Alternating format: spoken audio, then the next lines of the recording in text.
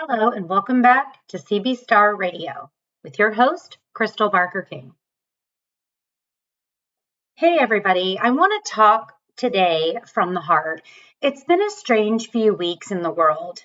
Everywhere I look, I see people choosing sides, arguing, dividing. But when I sit still and listen with my heart, my whole heart, I keep coming back to the same thing. Love is the answer.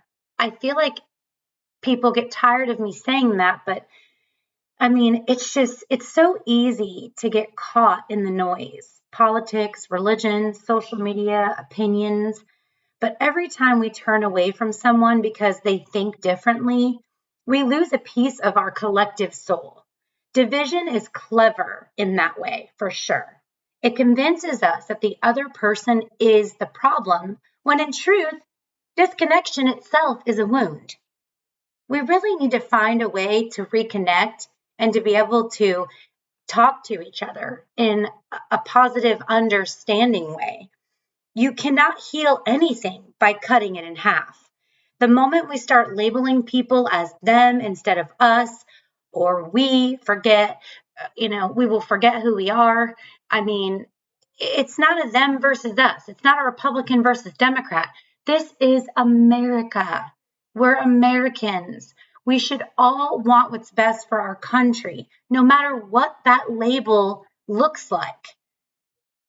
The core message I'm trying to get over is love as a rebellion.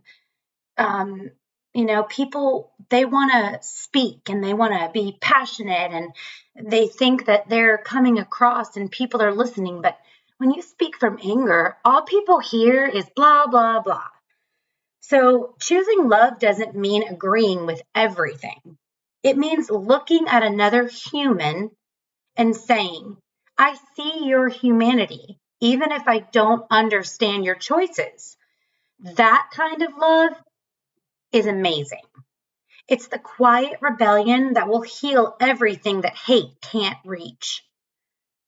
When I say love each other, I don't mean like the soft Hallmark kind of love. I mean courageous love, the kind of love that shows up when it's uncomfortable, when it would be easier to walk away. Like when you're arguing with your spouse or your children, and then suddenly you decide to just hug them. That's what I'm talking about. When you decide in a conversation to choose love instead of hate, that's the kind of love that the world needs right now.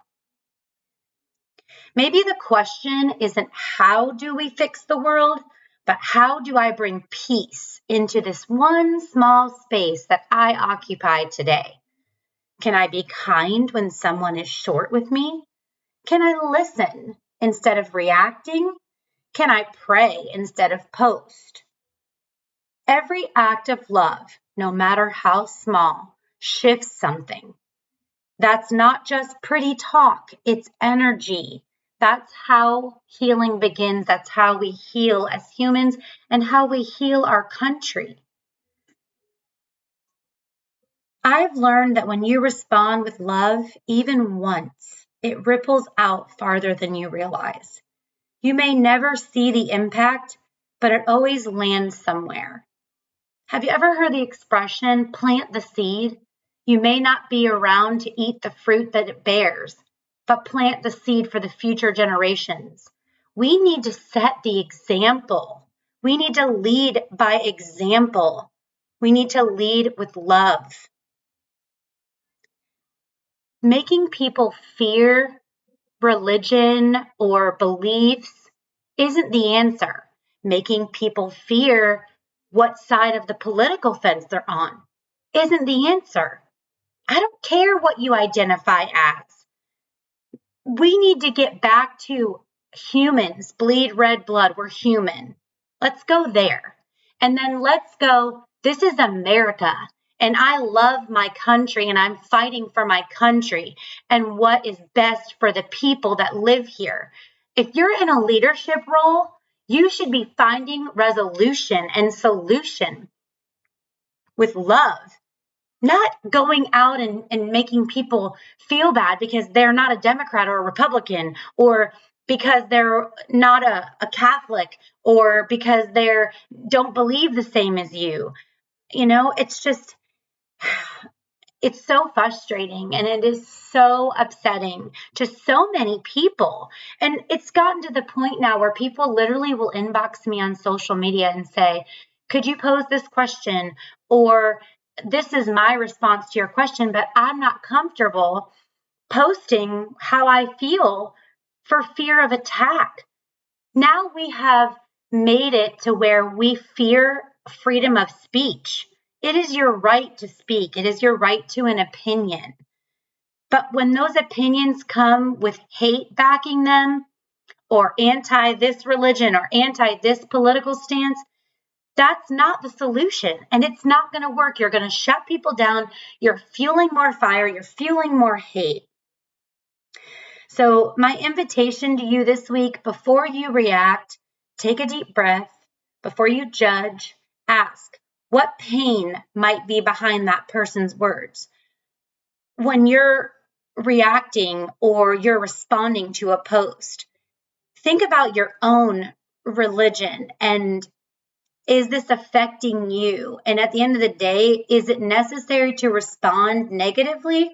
Or could you actually show someone grace and love? Could you show them that there is an answer to the question, but pose it, or give them a response, not pose, but give them a response that comes from an educated response that is factual, not personal, hateful opinion. There's a difference.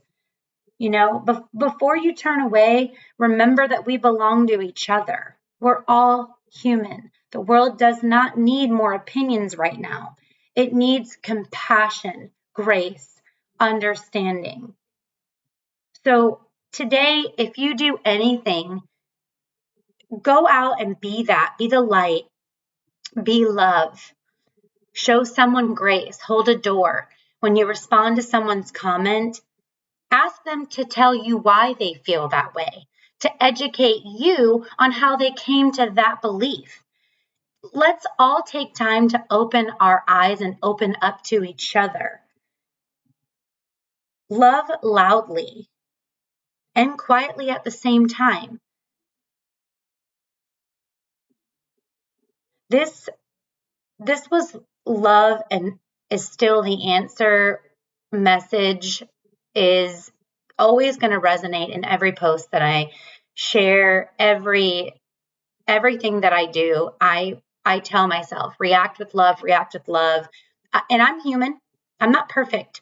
I do get offended, not easily, but I do. And sometimes my feelings get hurt when people attack my beliefs or my religious beliefs. Or sometimes people don't like the fact that I'm registered one way, but I see both sides. In the political realm, I don't love politics. I think politics, like religion, growing up, we were always told, don't talk about politics, don't talk about religion.